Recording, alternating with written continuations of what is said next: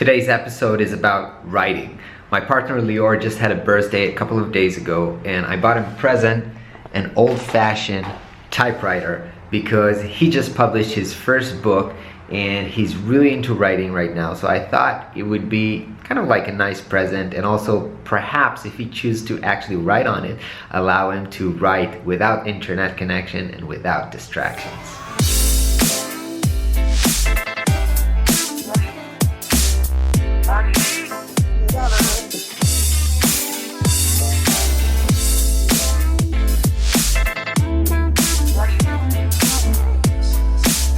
So I've been spending the morning working again from the co-working space where I worked yesterday, and been doing some Prospero stuff like updating the design of this sign up and login page to this, which actually now kind of annoys me that you have to scroll to see the button, so I'll probably redo that.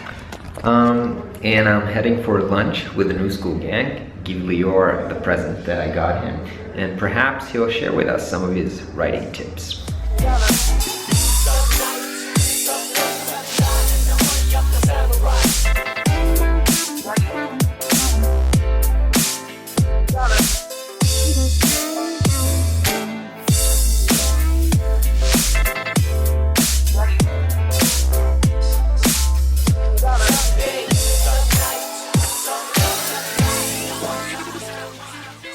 Alright, we are here with my partner Lior, who is a super talented writer, just published his book. He's writing, that's a really great book. It says, I want it all.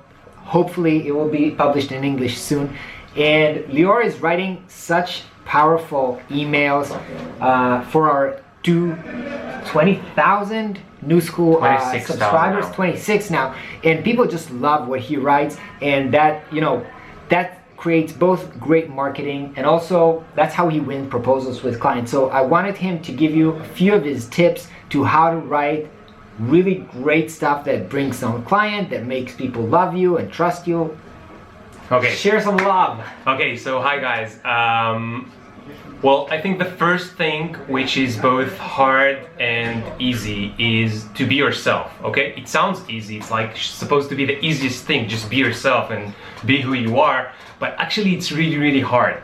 And the reason this is so hard is because within the many years that we grew up with our parents, our stupid education system, our less stupid but still a little bit stupid university systems, we learn how to write in a way that is not very communicating in a way that human beings are communicating. So for example, authentic, you mean it's not really authentic, right? Or so authenticity is a one more word that we can speak about, but so let's try to see how we do it. So first, the thing is that we're so used to write in a way that is more either official or in a way that we think that people want to read us, okay? Because, for example, the teacher in my school, she told me you have to make paragraphs that long, and you have to make sentences that long, and use nice words, and so on and so forth. But then when you go and you read the best books about non-fiction writing, okay? And we're speaking here about non-fiction writing. Such as blogs, newsletters. Yeah, even proposals. Proposals, right? Yeah. Even contracts. Right. At the New School, we also like to write contracts in a non-lawyery. And when you read these books, they say, hey, maybe the best thing is not to use, very high-level words, and maybe to be more communicative. Okay, so one really good way to see if you wrote in a very communicative way is to read aloud what you just wrote, okay? Either it's a blog post, a newsletter, contract, a proposal, whatever it is. I always, when I finish up, I sit down like a stupid guy and I read it to myself out loud, okay? And I work here in a co-working place, and sometimes people look at me as if I'm funny. Writing the book took me years because I had to read this 50,000 words, but that's how it works. Because when you read it and it sounds like someone else is speaking, it's not that good. Only when I started to write in my own voice, after a lot of practice, people really started to connect it to me, okay? Because there's a lot of things within you that you want to say, and where they're not in sync with the way that you're speaking, people get it, you know what I mean? They get it. So this is like the biggest thing that you have to realize. For me, actually, writing is exactly like you said, because you want to say so many things, even in conversation, even on the vlog, and writing it down actually helps me to really organize my thoughts. And one of the best tips that I got, that I think that you also follow it, is that I read this article, like writing tips by James Altucher. I will link it in the description because it's really good. And I think the first one was like to bleed in the first line. And it's got a lot to do with what you're saying, because it's like, put yourself out there, be vulnerable, and really share who you are, even if you're not perfect, and that really creates a connection. Okay, so let me give you a real example. This is not a marketing thing, by the way, because this is in Hebrew, and anyway you can treat it, most of you guys. So I just want to share with you, because I really am a big fan of James Altucher, and I love his writing about writing.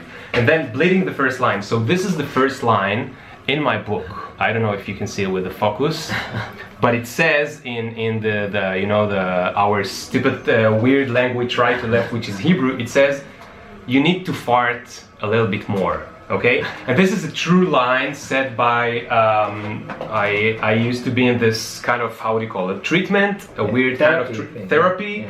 And my tutor, she told me one day when I accidentally farted, she told me, you need to fart more and you will be okay about it. Okay, so of course it was about me being too stressed. By the way, with the opening of the book is really cool. So this is it. Okay, when you write, but it's the same with a vlog, by the way. It's the same with any piece of content, especially in 2016 coming to 17. People have no attention span, and then you want to bleed the first line, and just reading or listening to James Altucher will give you a lot of good ideas how to do this.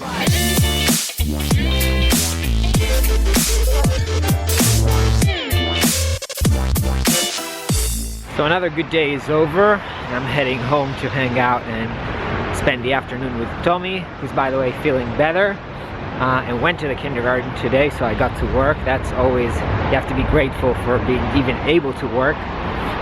Anyway, 2 days ago I've uploaded an app review, and turns out you guys have liked it and asked for more of that kind of content. And I'll probably do some more app reviews. If you guys are working on something interesting and you want to send it to me, please do. But probably I won't do it too much, because I'm not really digging this format, and I'll probably burn out if I'll keep doing only this. So please understand, I'm trying to keep the content fun for both me and you guys. Have a great day. I'll catch you tomorrow.